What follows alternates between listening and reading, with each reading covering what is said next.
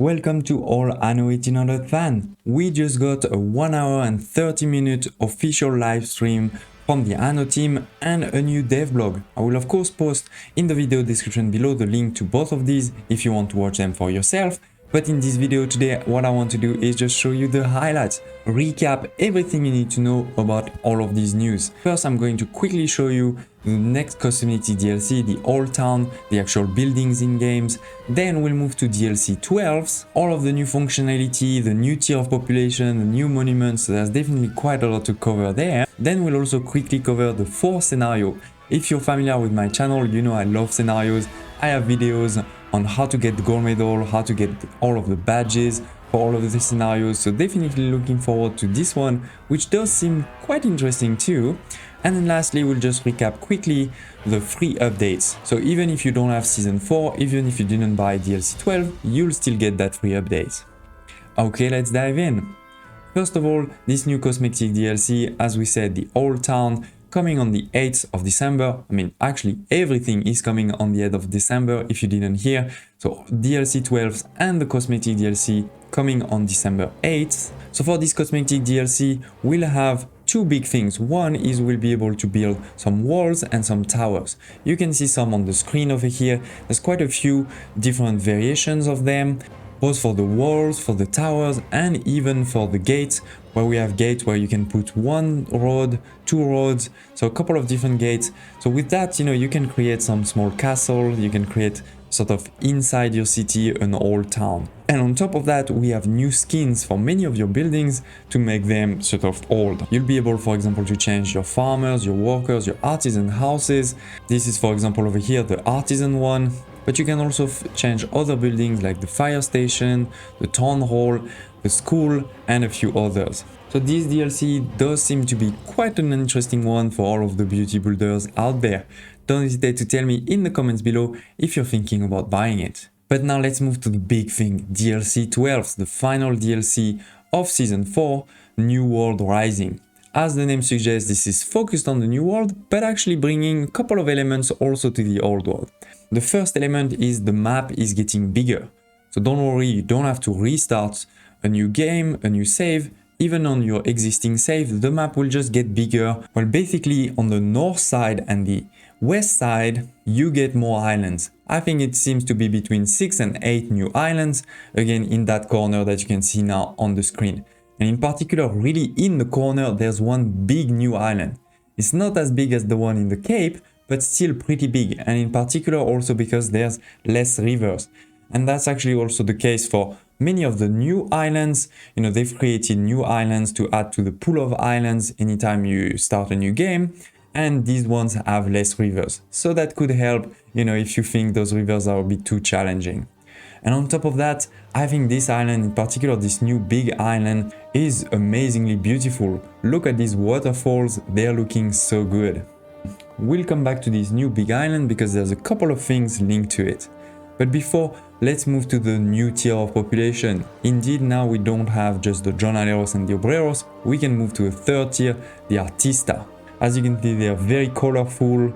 The house is also higher, it's 3 levels instead of 2. And they bring, of course, new needs, both in terms of basic needs and also luxury needs.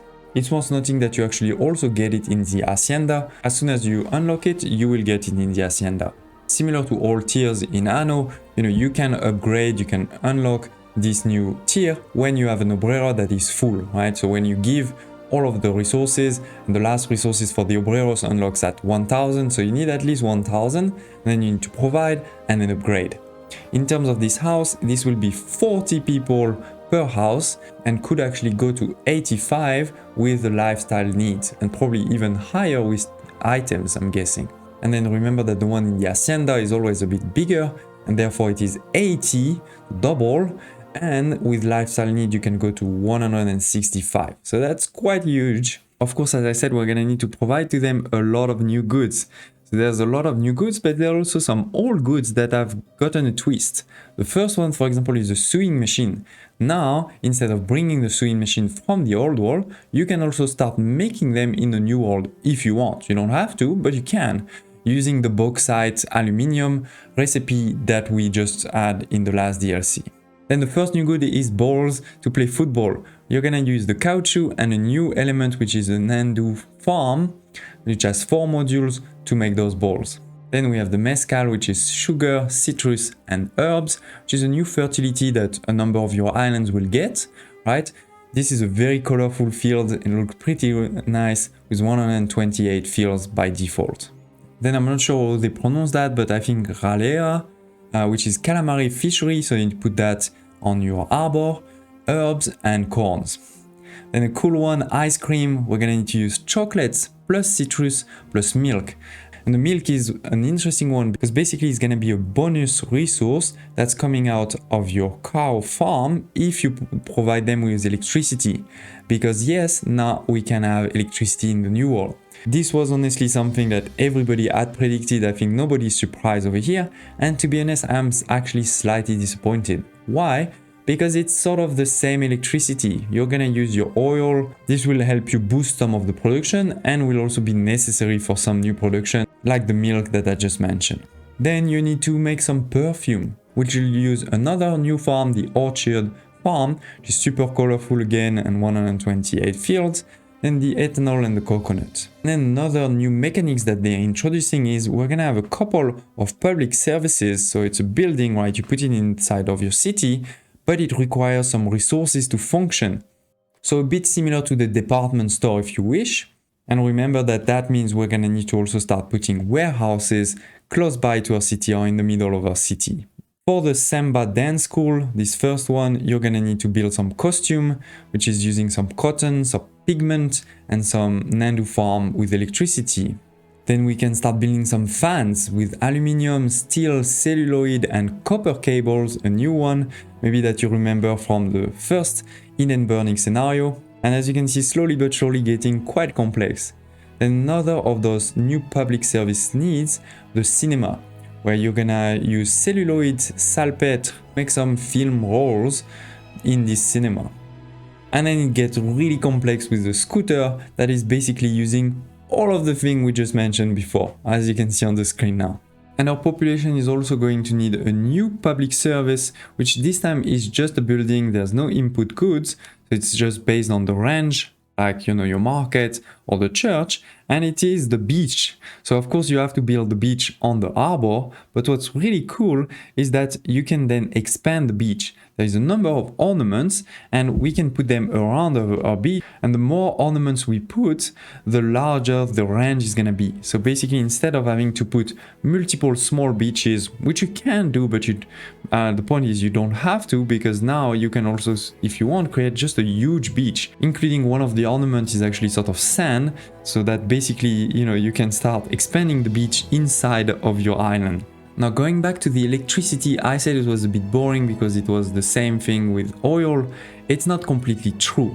On the new big island Manola, you will actually be able to construct one monument, which is gonna be a huge dam. So similar again to the Eden burning scenario, we can now build a dam. We don't really know exactly what is gonna be needed for it, how many levels, or at least I missed that. Don't hesitate to tell me in the comments if you caught that or if you know. But what we know is that it's definitely gonna take some time because there is a big reward. If you build this dam, then all of this island is going to be electrified.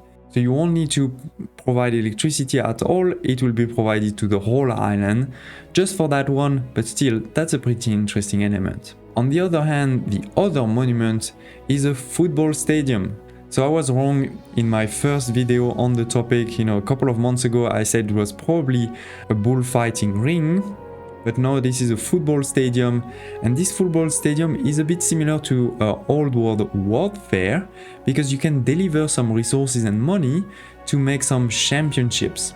The smallest will require less resources and will probably also give you less bonuses, and it seems that you get two different bonuses. The first one is that apparently you get a buff for some time, so it could be maybe something like happiness +5, workforce +10%, I don't know, I don't think we've seen them, but we get that, and on top of that you get influence, and this is influence created out of nowhere that you have forever. So that is definitely huge, right? Not so much for the min-maxers, because the min-maxers are anyway making tons of skyscrapers that are bringing tons of influence, but maybe more for everybody else. I think that could help a lot. It's worth noting that this monument is gonna be 15 by 11s. So don't hesitate to plan already in your city if you want for that. Then there is something that we get in the new world but also in the old world. We are now able to upgrade our fire station, police station and hospitals. When you upgrade, the building still takes the same space in terms of the grid, but you'll see that the building is a bit different, it's sort of taller. And this is not a free update, you will get 2 bonuses in exchange for a cost.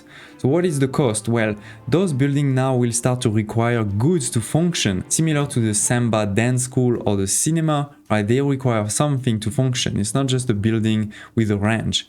For example, for the fire station, you'll need to build some fire extinguisher. And in exchange for that, well, first of all, you will get a better risk reduction. And the second is that this building will automatically send more people to help. You know, if you have a fire station, usually by default you only have one truck that's going out, and then manually if you have high happiness you can send more, right? Now this will be sent automatically just because you're providing those goods. Those goods that you're gonna need can only be produced in the new world, but you can actually also do those upgrades in the old world. We've seen it, it works the same, but basically you'll have to make the goods in the new world and then transfer them to the old world for it to work.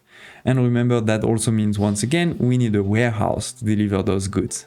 Now, 2 additional quick things around DLC 12. They have confirmed that we're gonna get changes to items. First, we're gonna get new items, and also some of the old items will be sort of upgraded to cover the new production chain. We should be able to see the full list of items in the release notes.